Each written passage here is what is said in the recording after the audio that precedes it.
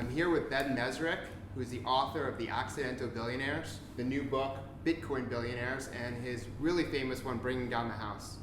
So happy to be here. Oh, thank you very much. I appreciate it. Fellow Boston native. Yeah, we are. We grew up. Oh, you grew up very close to where I live right now. So yeah. Newton, Massachusetts. Newton is great. Boston is great. I'm a big fan. Yeah. So tell me, when was the first piece of writing that you did, and what age? Yeah, so I started writing at age 12. I knew I wanted to be a writer from very early on, and I didn't know what kind of writer I wanted to be, but I fell in love with writing because my parents made a rule when we were little that we had to read 2 books every week before we watched TV. And being obsessed with television, the only way to it was to read, and so I became a reader early and then became a writer early, and so that's what I wanted to do. But it wasn't until I graduated from college that I kind of really decided this was my life, and locked myself up in an apartment and just wrote and wrote and wrote. A lot of people write, people keep journals, Right. They do it for fun or as a hobby, and some even dream of being a professional writer. Right. What does it take to actually get paid to write? Well, so I always thought of it as a business. I always wanted to do commercial writing that people were going to read, and so I think you need this level of intensity. I always tell people to watch the movie The Terminator, and when a Terminator guy describes what a Terminator is, it's like he will not stop. He absolutely will not stop until you're dead. The idea is you have to be so intensely driven to do this as a career. It has to be the only thing you're going to do because everyone around you is going to tell you can't do it. And there's so many walls. You're going to get rejection after rejection after rejection. And to get over those walls is going to take an immense amount of belief in yourself. So I think that intensity you need. Yeah, and you've sold millions of copies of your books, and that's been a struggle, and there's no guarantee anything's going to sell. It's up and down. I've written 20 books, of which 2 a lot of people read. And you never know what book is going to hit and what's not. I think the key is to, just keep your eyes forward and go and go and go. Do you have a sense of pressure and anxiety and almost like a duty to the publisher and the people around you to sell a lot of books? Like, what does that look like? I won't write a book. I will say, this is more self-imposed than anything else, but I won't write a book unless I sell the movie first, for instance. So I write a proposal, a treatment, that I sell as a movie, and then I sell the book project. And so every one of my books has actually been sold as a movie beforehand. So I already know it's got some level of life to it. Even for the first book? No, this was ever since Bringing Down the House. Okay. So what about for the first When book? I was writing novels that nobody read, I was vastly overpaid and undersold. So basically, I was the it boy in the 90s of a certain form of thriller writing. So none of those books sold anything, but I wrote them and lived this kind of crazy writer lifestyle, and so it was a lot of fun. So for me, I've always had this maybe delusional belief in my own abilities. It's funny, my friend Scott Stossel, who's a big writer at The Atlantic, always, he is one of these pessimistic, hates himself writers and hates everything he does. Well, I live in this whole world of delusion where I love everything I do. And so that sort of keeps me going, is that if everyone else doesn't like it, I just think they're wrong. And where do you find your next big story?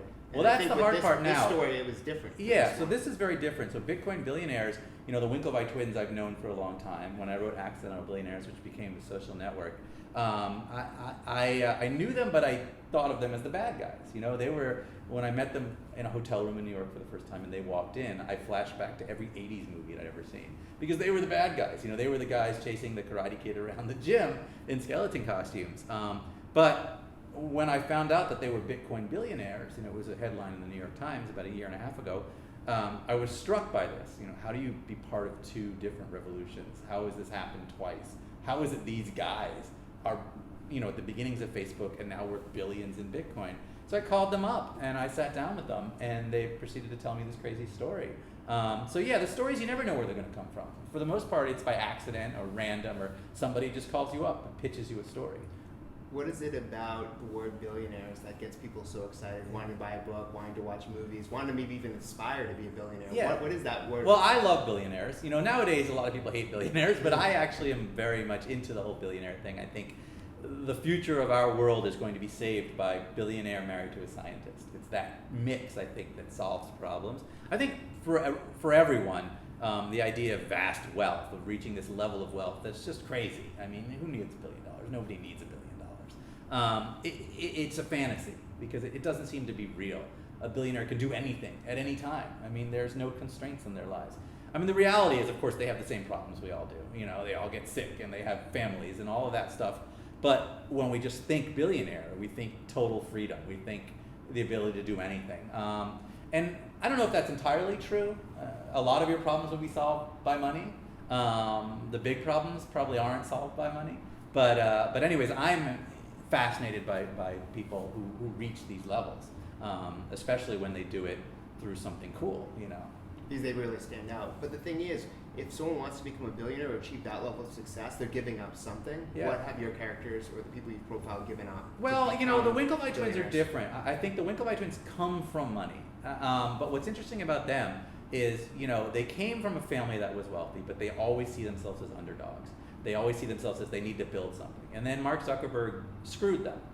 They feel like they were betrayed by him, that he stole their idea, that he treated them poorly, and that really drives them. They wake up every morning with this fire given to them by Zuckerberg. And part of the book, I frame it like the Count of Monte Cristo, because it really, to me, is they disappeared to this cave for a few years and come back as billionaires again. So even though they came from money, they built this fortune, you know, through first a settlement at Facebook and then buying 200,000 Bitcoin at $7 a coin, which is now worth billions of dollars.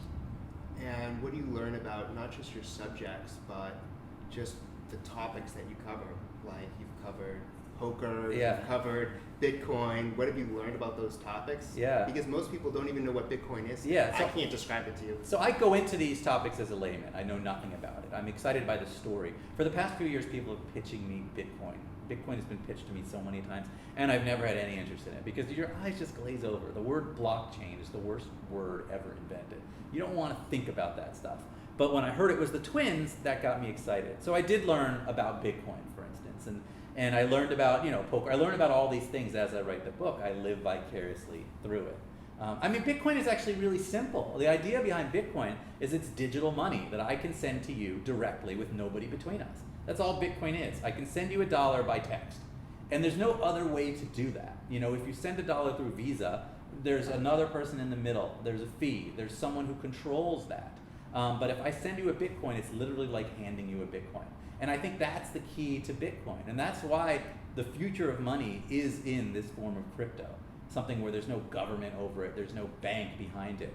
One day in the future, we're going to be paying for everything with our phones, if we don't already, right? And so what makes the most sense? A government in between me and you, or nobody in between me and you? Cut out the middleman. Cut out the middleman, and that's what Bitcoin's supposed to be. You know, whether Bitcoin is there yet, or whether we'll ever get there, those are other questions. But that's the idea behind Bitcoin. Have these stories that you've written about changed how you live your life at all, or how you work or write? You know, I have a life where I live two kind of lives. I'm kind of like a double life person where I have my regular life. Clark Kent and Yeah, Superman? Clark Kent and Superman. I'm like a very scared of everything, simple person, and I live in a mall. I never step outside. I literally don't step outside. I eat at the food court. I live this life. Then when I write a book, I dive inside and I follow the characters around. I become the third Winklevi or join the MIT Blackjack team, and I become a part of the story as much as I can. And I spend 6 months of the year doing that, and then 6 months of the year, you know, living in Boston and just being a hermit. So, you know, my life is bizarre in a lot of ways, and every book I write changes my life because I become a part of that story for half the year. But then I go back to my world. So let's go over your writing process. So how many pitches do you get per day or per week? Yeah. So when I'm on a book tour, when a book comes out, I start getting pitch after pitch after pitch. These are And the I would say visibility. people just send me emails. They go on Twitter and Instagram or whatever it is. And after bringing on the house, every college kid with a scheme or a scam would send me their pitch, and I was getting letters from prison. You know, just A lot thing of after untold thing after stories. thing. Yeah, because everyone's got a great story, and I hit a certain audience with that book. And then the social network happened, and I get pitch after pitch from Silicon Valley and things like that. So I would say on an average week, I'm getting 50 stories sent to me. And they're usually not something I would write about because it has to be big. It has to be, you know, something everyone's kind of heard of, but not everyone knows the story already.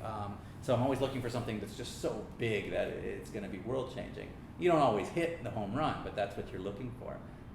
So yeah, it changes, you know, based on what I'm doing, but I get a lot of pitches, yeah. So you select a story, and then what's the writing process on a daily Yeah. basis? So when do you research first? Yeah, so I dive into the story first. I find the characters, I spend time with them, I find enough to write a treatment. I write a treatment, which is usually 15 pages.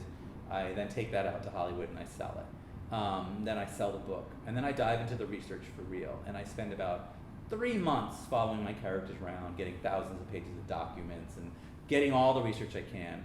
I write an outline, which is very intense. It takes about a couple weeks. And my outline is so severe that I don't only know what all the chapters are, but I know how many pages are in each chapter, and I never miss even by a page. So I've got the book entirely charted out. Then I lock myself up and I write. So when I start writing, it's like this explosion, and I write the whole book in 6 weeks. But I know exactly every beat of the book, and then the book is done, and I hand it in. And so it's, the hardest part is the outline. The writing to me is just how I just explode out, and I just write 6 to 10 to 20 pages a day, depending on where I am in the book.